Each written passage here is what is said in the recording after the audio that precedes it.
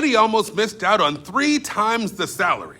Now, yesterday I told you that Eddie was shocked when he saw the difference between EMT and LVN pay. But that wasn't even the jaw-dropping moment. I told him to open one more tab, this time to look up RN, or registered nurse. Now, becoming an RN takes 2 to 4 more years of school depending on which path you choose. It's definitely a bigger commitment, but knowing that option exists changes everything. Eddie was looking at around $42,000 to $44,000 a year as an EMT, but the average RN in California makes over $130,000 a year. That's nearly 3 times the salary for the same field, the same community, but a very different destination. And Eddie didn't even know that that option existed. He had never looked. He was ready to commit to a destination without even knowing what else was on the map. Eddie never researched his options, and that's the whole problem.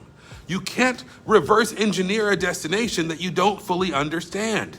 And you can't make an informed decision with incomplete information. And that's exactly what I'm building this fall. This fall, in my CCR World History class, every Friday we're going to do something called Future Friday. And it all starts with one question. And that question is this: if you could have any job in the world, what job would it be? Which job would you pick? And it doesn't have to be your final answer. Most students are going to change their minds. And that's the whole freaking point. Because after they choose a job, the research starts. Remember that site I told Eddie to use yesterday, the ACInet.org?